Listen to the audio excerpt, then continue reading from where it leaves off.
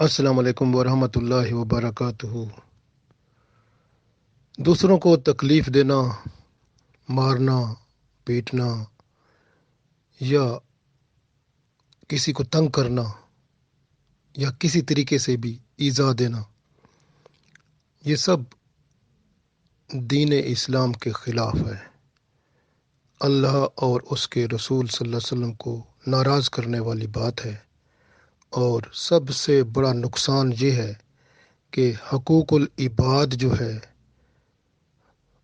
उसकी नफ़ी होगी, और क़यामत के दिन जिसको ईज़ा दी, जिसको तकलीफ़ दी, जिसको मारा, वो अपना हक वसूल करने के लिए बंदे के पास आएगा। तो वहाँ पर उसका हक अदा करने के लिए अपने नेक आमाल उसके हवाले करने पड़ेंगे। ईज़ा देना, तकलीफ़ देना और किसी को बुरा भला कहना, ये ईज़ा ज़बान से भी हो सकती है और हाथ से भी हो सकती है। बंदा बजाते खुद कुछ करता है या किसी के ज़रिए से किसी को तकलीफ़ पहुंचाता है। तकलीफ़ किसी तरह से भी हो किसी को, तो वो तकलीफ़ ही है और हुकूकुल इबाद की नफ़ी है। क़यामत के दिन अगर बंदे के आमाल ऐसे होंगे कि गुनाह ही गुनाह होंगे, नेकियां कम पड़ जाएंगी, तो उस बंदे के जिसको ईज़ा दी थी, तकलीफ़ दी थी, उसके गुनाह बंदे के सर पर और चढ़ जाएंगे। तो लिहाजा आज आप अपने आप को देखें कि अगर किसी को तकलीफ़ दी है तो उससे माफ़ी मांग लें और आगाज़ घर से करें। अपने माँ बाप से, अपनी बीवी बच्चों से और फिर रिश्तेदारों से, दोस्तों से और जो ताल्लुक़दार हैं सब से, जहाँ काम करते हैं वहाँ भी, तो हर जगह तो इस तरह से ईज़ा और तकलीफ़ किसी तरह की भी हो, ये हराम है। हज़रत अब्दुल्ला बिन उमर रज़ी अल्लाह ताला अन्हो से रिवायत है कि नबी पाक सल्लल्लाहु अलैहि वसल्लम ने फरमाया कि जिसने ग़ुलाम को ऐसे काम पर हद लगाई जो उसने नहीं किया या उसके मुंह पर तमाचा मारा, तो उसका कफ़ारा ये है कि उसे आज़ाद कर दे। मुस्लिम शरीफ में ये हदीस मौजूद है। तो गोया यहाँ पर आजकल तो ग़ुलाम नहीं होता, लेकिन नौकर बंदे रखते हैं या किसी से काम लेते हैं। जिससे हम काम लेते हैं वो सर्विस हो गई, उससे हम खिदमत लेते हैं, और जिससे खिदमत ली जाती है वो भी आजकल नौकर इसी तरह के हाल में है। उसको आप ना तमाचा मार सकते हैं और ना उसको तकलीफ़ दे सकते हैं। मुस्लिम शरीफ में यह हदीस मौजूद है। हज़रत अब्दुल्ला बिन उमर रज़ी अल्लाह ताला अन्हु से रिवायत है कि नबी पाक सल्लल्लाहु अलैहि वसल्लम ने फरमाया, एक औरत को बिल्ली की वजह से अजाब दिया गया कि उसने उसको बांध दिया था, ना उसे खाने को कुछ दिया और ना पानी पीने को उसको दिया, और उसे बांधे रखा और आज़ाद ना किया, हत्ता कि वो ज़मीन के कीड़े मकोड़े खाती थी।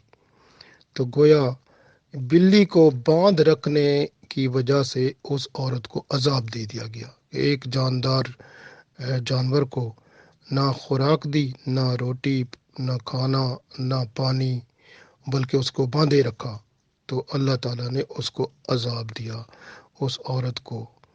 तो गोया ये जो है अल्लाह के अजाब किसी तरह भी आ सकता है। हमें जानवरों से, परिंदों से और जितनी मखलूक रब की है सब के साथ नरमी, मोहब्बत और प्यार के साथ ही पेश आना है, और सब के हकूक़ हम पर हैं, क्योंकि सबको रहने का हक है। अल्लाह ने पैदा किया है जिस चीज़ को, उसको रहने का हक मौजूद है, और उसको कोई तकलीफ़ कोई भी ना दे और ना दे सकता है। हज़रत अनस रज़ी अल्लाह ताला अन्हु फरमाते हैं, नबी पाक सल्लल्लाहु अलैहि वसल्लम ने इस बात से मना फरमाया कि जानवरों को तीर अंदाजी के लिए बांधा जाए। आप देखें ना, चार पाए जो होते हैं, जानवर जो होते हैं, लोग क्या करते हैं, उनको बांध कर उनके ऊपर तीर चलाते हैं। ये भी मुख्तलिफ अरब मुल्कों में देखा गया है, और वो तीर चलाते हैं, निशाने बांधते हैं।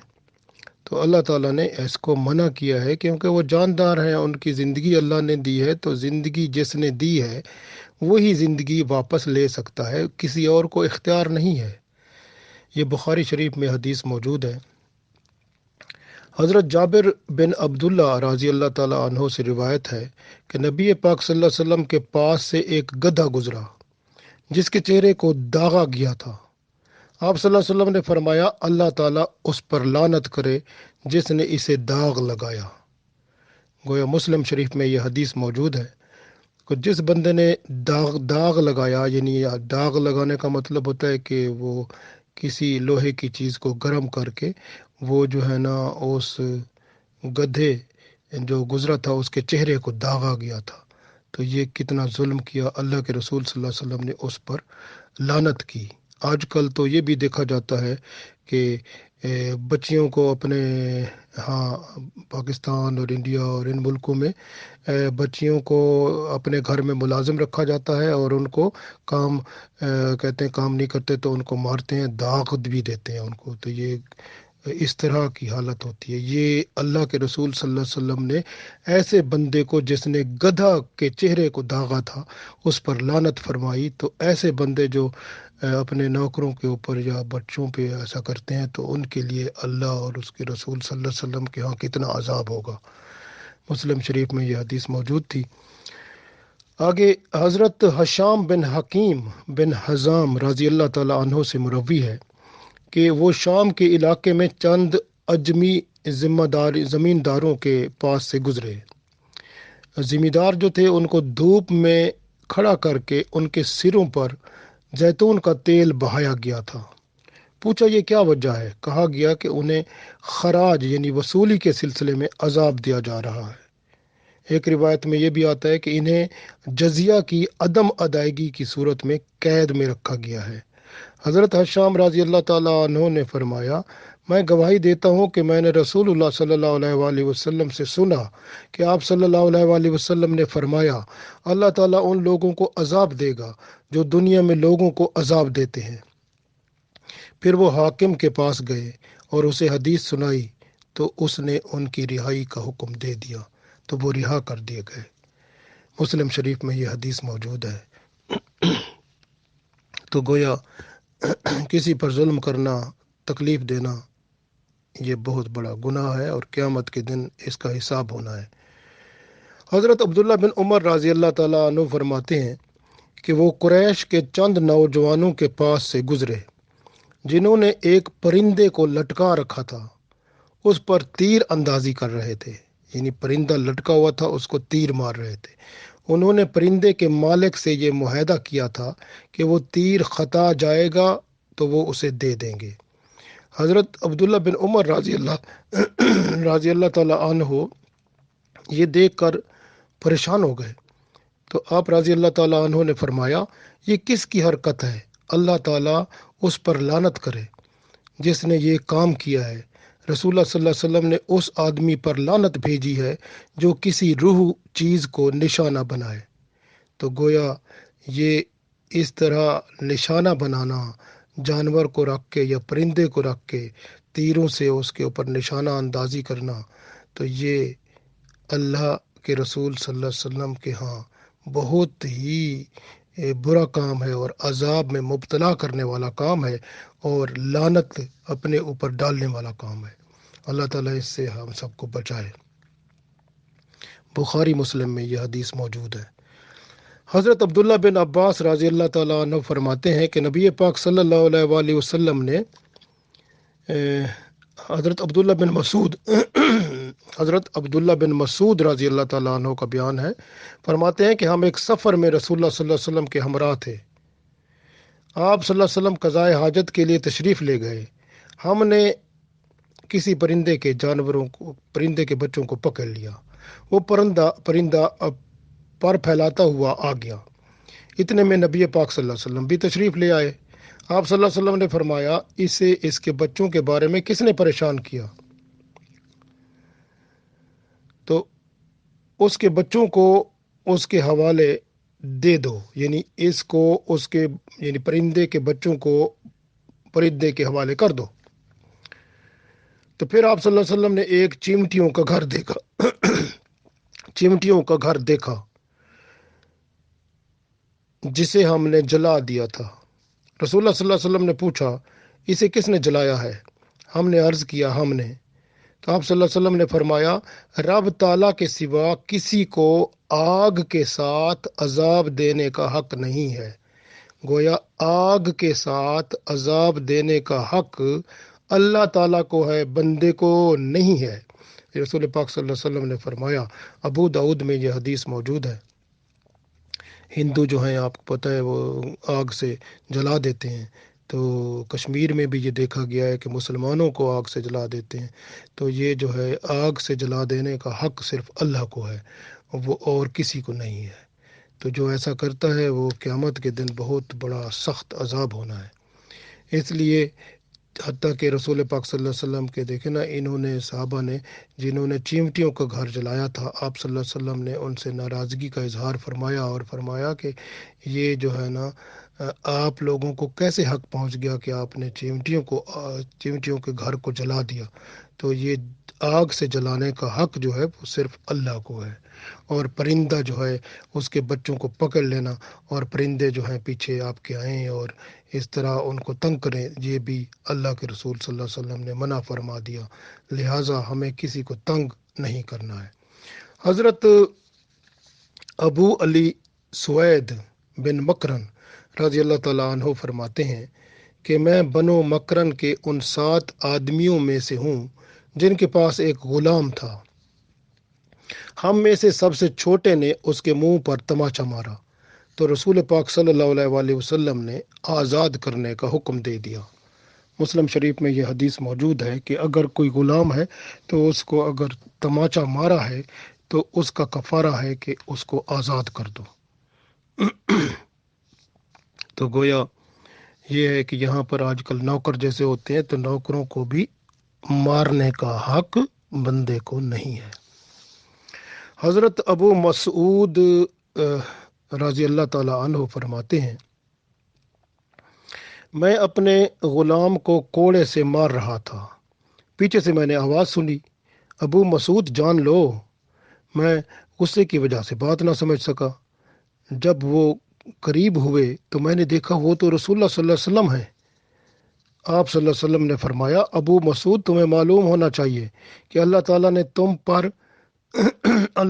تم پر اس سے زیادہ قدرت رکھتا ہے جتنے تم اس غلام پر قادر ہو۔ میں نے عرض کیا، میں آئندہ کبھی غلام کو نہیں ماروں گا۔ اور ایک روایت میں یہ آتا ہے کہ ان رسول پاک صلی اللہ علیہ وسلم کی ہیبت سے ان کا کوڑا جو تھا جس سے غلام کو مار رہے تھے وہ ان کے ہاتھ سے گر پڑا۔ اور ایک اور روایت میں اسی کے بارے میں آتا ہے کہ انہوں نے عرض کیا، یا رسول اللہ صلی اللہ علیہ وسلم، میں اللہ تعالیٰ کی رضا کے لیے اس غلام کو آزاد کرتا ہوں۔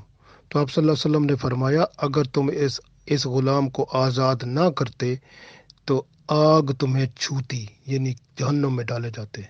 مسلم شریف میں یہ حدیث موجود ہے۔ حضرت انس رضی اللہ تعالیٰ عنہ سے روایت ہے کہ نبی پاک صلی اللہ علیہ وسلم نے فرمایا ہے کہ وہ شخص جنت میں داخل نہیں ہوگا جس کا پڑوسی اس کی برائیوں سے محفوظ نہیں ہے۔ مسلم شریف میں یہ حدیث موجود ہے۔ بعض لوگ ہوتے ہیں، اپنے ہمسائے جو ہوتے ہیں، پڑوسی جو ہوتے ہیں، ان کے ساتھ غلط رویہ اختیار کرتے ہیں، ان کو تنگ کرتے رہتے ہیں۔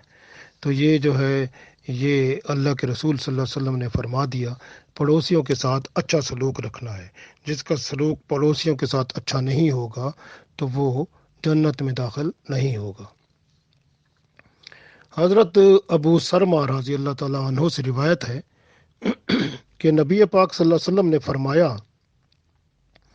جو شخص کسی کو نقصان پہنچاتا ہے اللہ تعالیٰ اس کو نقصان پہنچائے گا، اور جو شخص کسی کو مشقت میں ڈالتا ہے اللہ تعالیٰ اس کو بھی مشقت میں ڈالے گا۔ یہ ترمذی شریف کی حدیث موجود ہے۔ اس کا مطلب ہے جس بندے کی طاقت جتنی ہے اس سے اتنا کام لینا چاہیے۔ اگر آپ نے نوکری پہ کسی کو رکھا ہے ملازمت میں، تو اس کے پاس جتنی کیپیسٹی ہے، جتنی اس کی گنجائش ہے، جتنا اس کا وہ کام کر سکتا ہے وہ اتنا کام لیں۔ اگر اس ضرورت سے زیادہ لیں گے تو اس کو مشقت میں ڈالیں گے، تو قیامت کے دن آپ کو بھی خیر نہیں ہوگی پھر۔